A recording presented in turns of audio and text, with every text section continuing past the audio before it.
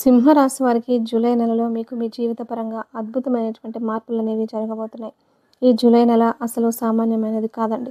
మీ జీవితాన్ని ఇంకో కోణం వైపుకు తిప్పేటటువంటి నెల. ఎందుకంటే మీకు గ్రహాలనేవి గత కొంతకాలంగా ఏంటంటే వ్యతిరేకంగా ఉండే చాలా రకాలైనటువంటి సమస్యలు, బాధలు, అవమానాలు, నిందలు ఇలాంటివన్నీ కూడా పడబోతున్నారు. కానీ ఇప్పుడు ఏంటంటే మీకంతా కూడా అనుకూలంగా మారి మీ యొక్క మంచితనం, మీ యొక్క కష్టం అనేది అన్నీ కూడా దైవానికి అర్థమయ్యి మీ యొక్క అన్ని రకాల సమస్యల నుంచి బయటపడేటటువంటి ఒక మంచి అవకాశంగా చెప్పుకోవచ్చనమాట. మామూలుగానే నాయకత్వ లక్షణాలు, అలాగే ధైర్యము, పట్టుదల, శక్తి, సామర్థ్యాలు, తెలివితేటలు ఇలాంటివన్నీ కూడా చాలా ఎక్కువగా ఈ సింహరాశి వారిలో ఎక్కువగా ఉంటాయన్నమాట. కాబట్టి మీరేంటంటే ఏదైనా సరే ధైర్యంగా, సాహసంగా ముందుకు వెళ్తూ ఉంటారు. అంటే వీరి మనస్తత్వం ఎలా ఉంటుందంటే, చాలా భోలా మనస్తత్వంలాగా ఉంటుందండి. అంటే ఏదైనా సరే కోపం ఎంత త్వరగా వస్తుందో, అలాగే వెంటనే మళ్ళీ వెన్నలాగా కరిగిపోయి, మళ్ళీ సైలెంట్‌గా కామ్ అయిపోతూ ఉంటారనమాట. అంటే వెంటనే జారిపోతారనమాట. ప్రేమగా మళ్ళీ తిరిగి పలకరిస్తే కోపమంతా కూడా తీసి పక్కన పెట్టేస్తారు. మనసులో అసలేం పెట్టుకోరనమాట. కల్మషం లేని ఒక మంచి మనసుగా చెప్పుకోవచ్చనమాట. అలాగే వీరి ఆలోచన విధానం కూడా చాలా లోతుగా ఉంటుంది. ఏదైనా సరే ఆచితూచి నిర్ణయాలు తీసుకుంటూ ఉంటారనమాట. అలాగే మనసును కూడా ఎప్పుడు కూడా చాలా ప్రశాంతంగా, కామ్‌గా, పైకి సైలెంట్‌గా అలా ఉంటారు. కానీ లోపలేంటంటే వీరికి ఒక పెద్ద యుద్ధమే నడుస్తుందని చెప్పుకోవచ్చు. కాకపోతే వీరి మనస్తత్వం ఎలా ఉంటుందంటే, మేము పడ్డ బాధ ఒకరికి చెప్పి వారిని కూడా ఇబ్బంది పెట్టకూడదు. మా బాధ ఏదో మేము పడదామని చెప్పి పైకి ప్రశాంతంగా ఉంటారు. కానీ లోపలేంటంటే చాలా రకాలైనటువంటి సమస్యలతో నలిగిపోతూ ఉంటారనమాట. వీరి జీవిత విధానం చూసుకుంటే చిన్న వయసు నుంచి కూడా ఎన్నో రకాలైనటువంటి కష్టాలు, బాధలు పడి, పడి బాగా ఇబ్బంది పడి ఉన్నటువంటి వ్యక్తులుగా చెప్పుకోవచ్చండి. అయితే వీరికున్నటువంటి మనస్తత్వానికి ఏంటంటే అదృష్టం అనేది ఏదో ఒక రూపంలో కలిసి రావాలి కదా! అలా వీరికేంటంటే ఈ నెల రూపంలో కలిసి వస్తుందని చెప్పుకోవచ్చనమాట. వీరికేంటంటే వీరి జీవిత పరంగా చాలా వరకు కూడా ఎక్కువగా సమస్యలు ఫేస్ చేసి పెరిగినటువంటి వ్యక్తులండి. అయితే వీరు చాలా వరకు కూడా యాక్టివ్‌గా ఉంటారనమాట. మనకి సింహం ఎంత చురుగ్గా ఉంటుందో చాలా చురుగ్గా ఉంటుంది. సింహం చాలా తెలివిగా ఉంటుంది. దాని యొక్క చురుకు, దాని యొక్క హుషారు, దాని యొక్క తెలివి అనేది మాటల్లో చెప్పేది కాదండి. అంత చురుకుగా చాలా సమయస్ఫూర్తిగా ప్రవర్తిస్తూ ఉంటుందన్నమాట. అలాగా ఈ సింహరాశి వారు కూడా ఏంటంటే చాలా తెలివైనటువంటి వ్యక్తులు. చాలా చురుకైనటువంటి వ్యక్తులు. ఏదైనా సరే ఒక్కసారి చూసారంటే వెంటనే టక్కున కనిపెట్టేస్తారనమాట. అలాగే ఏదైనా కనిపెట్టేటటువంటి మనస్తత్వం కూడా వీరిలో ఉంటుందన్నమాట. వీళ్ళు ఎక్కువ మంది చూసినట్లయితే మనకేంటంటే శాస్త్ర, విద్య, సాంకేతిక విద్య ఏదైనా పరికరాలను కనిపెట్టడం ఇలాంటివి ఎక్కువగా చేస్తూ ఉంటారనమాట. అలాగే డ్రైవింగ్‌కి సంబంధించి జాబ్స్‌లో ఎక్కువగా బిజినెస్ ఫీల్డ్‌లో ఎక్కువగా ఉంటారు. అంటే ఎక్కువగా సొంతంగా అంటే ఒకరి కింద పనిచేయడానికి కాకుండా వారంతా వారే స్వయంగా ఏదైనా చేసి సంపాదించుకోవడానికి ఇష్టపడేటటువంటి వ్యక్తులుగా ఈ సింహరాశి వారిని మనం చెప్పుకోవచ్చు. అయితే వీరికేంటంటే అబద్ధాలు చెప్పేవాళ్ళంటే అస్సలు ఇష్టపడరు. అబద్ధాలు చెప్పరు. ఎవరైనా చెప్పినా కూడా అసలు పొరపాటును కూడా వీరికి నచ్చరనమాట. వీరికి కోపం అనేది చాలా ఎక్కువగా వస్తుందండి. ఎందుకంటే మంచి మనుషులకి ఎప్పుడైనా సరే వెంటనే కోపం వస్తుంది. మనసులో ఒకటి పెట్టుకొని బయటికి ఒకలాగా ప్రవర్తిస్తూ ఎదుటి వాళ్ళను మోసం చేస్తారు చూడండి. ఏంటంటే నవ్వుతూ నటిస్తూ ఉంటారనమాట. అలాంటి వారిని నమ్మడం చాలా కష్టం. కానీ వీరికేంటంటే ఉన్నదేదో మొహాన అనేసేసి అనిపించుకుంటారనమాట. వీరు నమ్మడం వల్ల జీవితంలో ఎదుటి వారికి ఎటువంటి నష్టం కూడా ఉండదనమాట. ఎంతైనా సరే వారికి చేతనైనటువంటి సహాయం చేసేటటువంటి వ్యక్తులు. కానీ ఎదుటి వారిని మోసం చేయాలి అన్నటువంటి ఆలోచన ఎక్కడా కూడా వీరిలో ఉండదన్నమాట. అలా మీరు ఏదైనా పని అనుకుంటే ఆ పని పూర్తయ్యేదాకా నిద్రపోరనమాట. అయితే ఈ నెల రోజులు ఏంటంటే గ్రహాలు కాస్త అనుకూలంగా మారాయండి.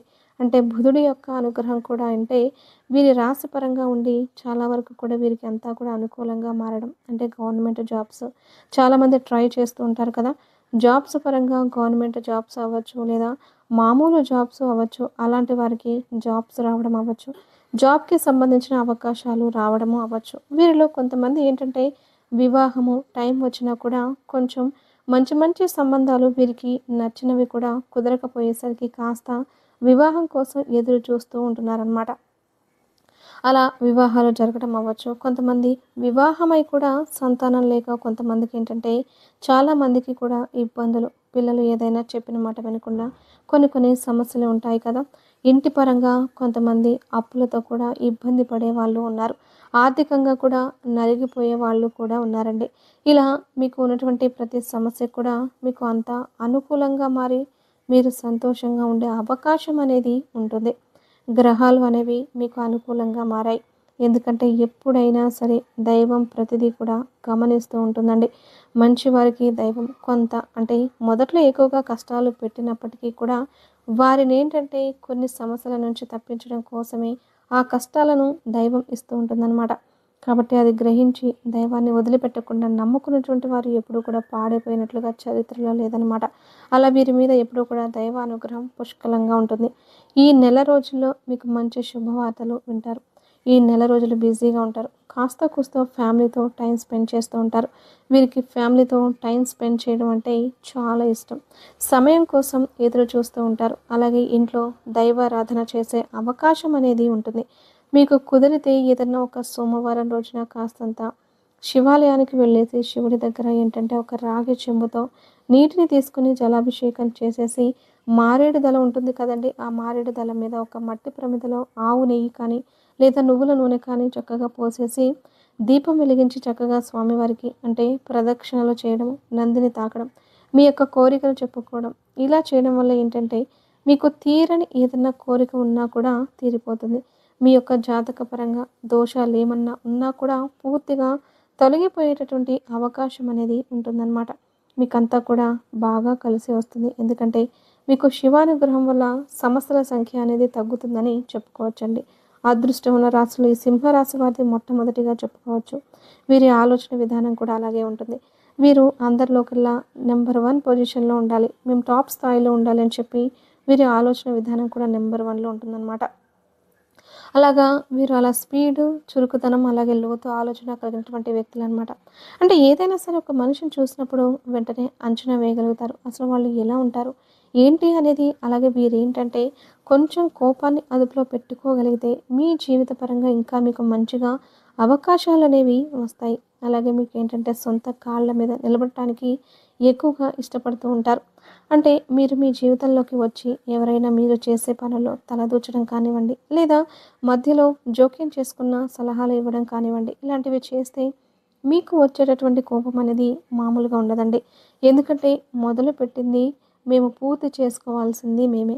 వీళ్ళెవరో మధ్యలో ఇప్పుడొచ్చి మాకు సలహాలు ఇవ్వాల్సినటువంటి అవసరం లేదు. ఎందుకంటే డబ్బు పరంగా పెట్టుబడి అవ్వడంలో అవ్వచ్చు, కష్టం గురించి అవ్వచ్చు, ఇలా ప్రతిదీ కూడా మేము నిర్మించుకున్నటువంటి సామ్రాజ్యంలో ఇవాళ కొత్తగా వీళ్ళొచ్చి సలహాలు ఇస్తారు. ఇలాంటి వాళ్ళు అని చెప్పేసి వారికి ఏంటంటే కోపం వస్తుందనమాట. ఎదుటివారు ఎవరన్నా వీరి విషయాల్లో వేలు పెడితే మాత్రం చాలా కోపం వస్తుంది అనమాట.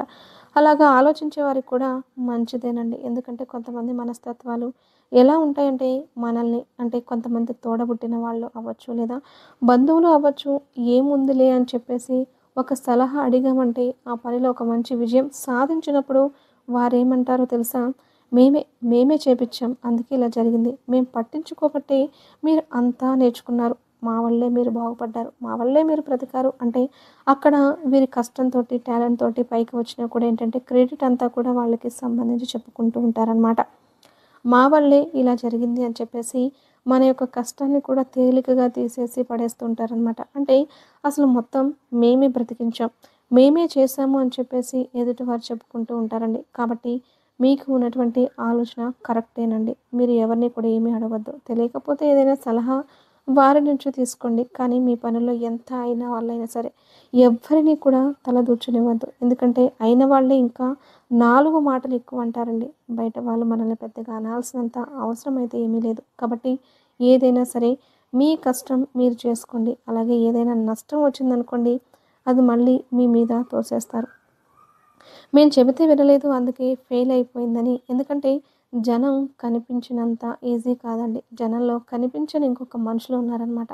వారేంటంటే ప్రతి మాట కూడా వారికి అనుకూలంగా ఉంటుందన్నమాట. వారికి అవకాశంగా మార్చుకొని చెప్తూ ఉంటారు. అవకాశంగా మాట్లాడుతూ ఉంటారు. మన మంచి గురించి చెప్తున్నారు. ఒక విషయము అని చెప్పి కొంతమందిని మనం గమనించినట్లయితే ఎందుకు ఇలా మాట్లాడుతున్నారు? ఏంటి? అని చెప్పుకునే సందర్భాల్లో గమనించినట్లయితే అందులో కూడా వారి స్వార్థమే ఉంటుందన్నమాట. అట్లా ప్రతిదీ కూడా చాలా వరకు కూడా జనాల మైండ్ సెట్ అలా ఉంటుందన్నమాట. మంచి చెప్పినా కూడా అనుమానించాల్సినటువంటి పరిస్థితి వస్తుంది. అందులో కూడా వారికి సంబంధించి ఏదో ఉంది అలా మాట్లాడుతున్నారు. వారికి సంబంధించి ఇట్లా ఏది చేసినా కూడా జనం ఏంటంటే వారికి సంబంధించింది ఏదో ఉండుంటుంది. అందుకే ఇలా చేస్తున్నారు. ఇంకా ఒక్క మాటలో చెప్పాలి అనంటే కనిపించే దైవం తల్లి అంటారు. ఎందుకంటే దైవం నిజంగా ఉన్నారో లేదో, ఎలా ఉంటారో లేదో కూడా మనకు తెలియదు. కానీ దైవం ఏంటంటే తల్లి రూపంలో మనకు అన్ని రకాలైనటువంటి విద్యాబుద్ధులు, మంచి చెడులు నేర్పి అంటే కనిపించని దైవం ఏంటంటే మనకు తల్లి రూపంలో ఉంటుందని చెప్పేసి మనందరికీ తెలిసినటువంటి విషయమే. తల్లి అంటే మాతృదేవోభవ, పితృదేవోభవ ఇట్లా చెప్తూ ఉంటారనమాట. తల్లి అంటే ఎంతో ముఖ్యం. అందరికన్నా కూడా మొట్టమొదటి స్థానంలో తల్లి ఉంటుంది. తల్లి గురించి అంటే దేశం మీద అంటే ఎక్కడైనా సరే లోకల్‌లో మనం చూసినట్లయితే చెడ్డ తండ్రి, చెడ్డ భర్త, చెడ్డ బిడ్డలు ఉంటారేమో కానీ చెడ్డ తల్లి అనేది ఎక్కడ కూడా ఉండదండి. కానీ ఒక్కరి కర్మానుసారంగా ఎలా ఉంటుంది అని కొంతమందికి తల్లులు కూడా వారి యొక్క స్వార్థాలు చూసుకొని బిడ్డల జీవితాల్ని అంటే ఒక ప్రేమ అనేటటువంటి ముసుగులో బిడ్డల జీవితాలను కొంతమంది తల్లులు కూడా పాడు చేస్తూ ఉంటారు. అది ఒక విచిత్రమైనటువంటి వింత అయినటువంటి విషయంగా చెప్పుకోవచ్చనమాట. ప్రేమ, ప్రేమ అని చెప్పి లోకం తెలియని చిన్న చిన్న పిల్లలకు కూడా వివాహాలు చేసుకోవడం, ఇలా వదిలించుకోవడం అవ్వచ్చు. ఇట్లా కొన్ని రకాలు ఏంటంటే చివరికి కన్న తల్లులు కూడా ఇలా ఉంటారా అంటే తల్లిని కూడా నమ్మలేమా అనేటటువంటి పరిస్థితులు వస్తున్నాయన్నమాట. ఎందుకంటే స్వార్థం అనేది ఒక సంబంధం, బంధంతో తేడా లేకుండా ప్రతి మనిషిలో కూడా స్వార్థం అనేది వస్తూ ఉంది. ఎందుకంటే ఆ తల్లి పరిస్థితి, గ్రహస్థితి అనేది అనుకూలంగా లేనప్పుడు నా మీద నా దాకా సమస్య వస్తుందని అనుకున్నప్పుడు బిడ్డని వదిలించేసుకోవడం, బిడ్డను పంపించేద్దాం, బిడ్డను ఏదో ఒక రూపంలో వదిలించుకుందాము. కానీ ఆ బిడ్డ బరువు మోసే పరిస్థితిలో ఉందా లేదా? ఆ బిడ్డకు అసలు లోకం తెలిసి అంత జ్ఞానము వయసు వచ్చాయా లేదా? కొంతమంది తల్లులైతే ఆలోచించట్లేదండి. తల్లినంటే చాలా పాపం అని చెప్పేసి మనకు పెద్ద పెద్ద శాస్త్రాలు చెప్పడం అనేది జరిగింది. కానీ కొంతమంది తల్లులు తల్లి అనేటటువంటి పేరుతో బిడ్డల జీవితాలను అల్లకల్లోలం చేసిన వాళ్ళు కూడా ఉన్నారండి. కాబట్టి మరి భగవంతుడు అనేవాడు ఉంటే అలాంటి వారందరినీ కూడా గమనిస్తూ ఉంటాడు. అలాంటి వారందరినీ కూడా గుర్తించాలి. ఏదైనా సరే రకరకాల వ్యక్తులు చెడ్డవాళ్ళు ఉంటారేమో కానీ తల్లి మాత్రం ఉండదు. కానీ తల్లుల్లో కూడా ఇలాంటి స్వార్థాలతోటి చాలా వరకు కూడా అంటే పిల్లల జీవితాలు ఎంతమందియో కూడా తెలియక బయటికి రాకుండా ఎంతోమంది అల్లాడిపోతూ ఉన్నారు. అల్లకల్లోలం అయిపోతున్నారండి. కాబట్టి తల్లులు ఎవరన్నా స్వార్థంగా ఉంటే మీ బిడ్డలు మీరే లోకమని బ్రతుకుతూ ఉంటారు. కాబట్టి వారికి కాస్త మంచి చెడు వయసులో వచ్చేదాకా వారిని గుర్తించండి. వారిని అట్లా ఉంచండి. అలా కాకుండా ఏంటంటే సింహరాశి వారికి కూడా ఏంటంటే చిన్న వయసు నుంచే కష్టాలనేవి ఎక్కువగా ఉంటాయండి. అంటే తల్లిదండ్రుల ప్రేమ, ఆదరణలు దొరికినప్పటికీ కూడా వీరిలో కొంతమందికి సపోర్ట్ లేని వాళ్ళు కూడా ఉంటారనమాట. తల్లిదండ్రుల దగ్గర నుంచి ఇప్పటికీ కూడా కొంతమందికి గొడవలు పడే వాళ్ళు కూడా ఉంటూ ఉన్నారు. పెద్దవాళ్ళంటే మంచివాళ్ళు అని అర్థం చేసుకుంటారు. కానీ పెద్దవాళ్ళలో ఎక్కువగా అంటే కొంచెం పిల్లలకి వ్యతిరేకంగా ఉండేవాళ్ళు కూడా కొంతమంది ఉంటున్నారండి. పెద్దవారిని గౌరవించాలి, ప్రేమించాలి. కానీ పెద్దవారు కూడా జాగ్రత్తగా ఉండాలి కదా! పెద్దవారు కూడా వారి యొక్క మర్యాద నిలుపుకోవాలి కదా! పెద్దవారు కూడా మేము ఏది చేసినా కూడా కరెక్ట్ అనుకోకూడదు కదా! పిల్లలేంటంటే మీరే దైవం, మీరే లోకంగా బ్రతుకుతూ ఉంటారు. అలాంటి పిల్లల విషయంలో మీరు కూడా బాధ్యతగా ఉండండి. కొంతమంది పెద్దవాళ్ళు బాధ్యత లేకుండా ఉండేవాళ్ళు కూడా ఉన్నారండి. అలాంటి వాళ్ళు కూడా కొంచెం బాధ్యతగా ఉన్నట్లయితే మీరు చేసుకునేటటువంటి ప్రతి పనిలో కూడా మీకు గౌరవం అనేది నిలబడుతుందనమాట. ఇలా ఈ సింహరాశి వారు చిన్న వయసు నుంచి కూడా కష్టాలు పడ్డవారండి. కాబట్టి దైవం మీకు ఎప్పుడూ కూడా తోడుగా ఉంటుంది. ఎవరు ఎలాంటి వారైనా సరే ఎంత గొప్ప ముసుగులో ఉండి ఇలాంటి తప్పులు అంటే మనుషులు దైవం గమనించట్లేదు అని చెప్పి తప్పులు చేసినా కూడా వారికి సమయం వచ్చినప్పుడు తప్పకుండా శిక్షలు అనేవి పడి తీరుతాయి. ఎవరు కూడా ఎక్కడి నుంచి ఎక్కడికి తప్పించుకోలేరండి. కాబట్టి మీరేంటంటే మీ మనసుకు బాధ కలిగినప్పుడు కూడా ఎవరిని కూడా ఒక్క మాట అనొద్దు. ఎవరిని కూడా నిందించవద్దు. కాబట్టి మీరు జాగ్రత్తగా ఉండండి. దైవం తన పని తాను చేసుకుంటూ వెళ్ళిపోతుంది. మీరు జీవితంలో పడ్డటువంటి అవమానాలు కానివ్వండి, బాధలు కానివ్వండి, వీరి మనసును చాలా గట్టిగా తాకుతాయని చెప్పుకోవచ్చు. అవన్నీ కూడా మీకు దైవం ఏంటంటే మీకు చాలా వరకు కూడా మనశ్శాంతిని ఇచ్చే అవకాశం అనేది ఉంటుంది. మీ కష్టము, మీ నష్టము ప్రతిదీ కూడా దైవం అర్థం చేసుకుంటూ ఉంటుంది. దైవం తప్పకుండా తోడుగా ఉంటుంది. ఎవరు తోడు ఉన్నా లేకపోయినా మీకు ఇబ్బందులు అనేవి ఉండవండి. వచ్చినా కూడా అవి వెంటనే వెళ్ళిపోతాయన్నమాట. ఈ సింహరాశి వారికి వైవాహిక జీవితం అనేది చాలా బాగుంటుందండి. చిన్న చిన్న ఒడిదొడుకులు మొదట్లో వచ్చినప్పటికీ కూడా అవన్నీ కూడా త్వరగా వెళ్ళిపోతాయన్నమాట. ఇబ్బంది ఉండదు. ప్రేమ అనురాగాలతో ఒకరిని ఒకరు అర్థం చేసుకుని సంతోషంగా ఉండడం అనేది జరుగుతుంది. మీకు అన్ని రకాలుగా అవకాశాలైతే ఉన్నాయండి. ఇబ్బందులైతే ఉండవండి. కాకపోతే చెప్పినట్లుగా జాగ్రత్తగా ఉండండి. ప్రతి ఒక్కరిని కూడా గుడ్డిగా నమ్మవద్దు. జాగ్రత్తగా ఉండండి. ప్రతి ఒక్కరికి ప్రతి విషయంలో షేర్ చేసుకోవద్దు. ఎవరిని కూడా మీ పనుల్లో తలదూర్చనివ్వద్దు. మరి మీ మంచి కోరుకునే వాళ్ళు ఎవరైనా ఉంటే తప్పనిసరిగా వారిని మీ విషయాల్లో తలదూర్చనివ్వండి. కానీ జనాలను దూరం పెట్టండి. జనాలకు దూరంగా ఉండండి. జనాలతో ఎక్కువగా మాట్లాడవద్దు. జనంతో జాగ్రత్తగా ఉండండి. అర్థమైంది కదండీ! ఈ నెల రోజులైతే మీకు జరగబోయేది ఇదే. ఈ వీడియో మీకు నచ్చినట్లయితే వీడియోకి లైక్ ఇచ్చి సపోర్ట్ చేయండి. మీరు లైక్ చేయడం వల్ల మరికొంతమంది సింహరాశి వ్యక్తులకు చేరి వారు కూడా తెలుసుకునే అవకాశం అనేది ఉంటుంది. అలాగే ఛానల్ని సబ్స్క్రైబ్ చేసుకొని లైక్ ఇస్తారని మనస్ఫూర్తిగా కోరుకుంటూ కమెంట్ బాక్స్లో వచ్చేటప్పటికి జై శ్రీరామ్ అని ఒక చిన్న కమెంట్ చేయడం మాత్రం మర్చిపోవద్దు.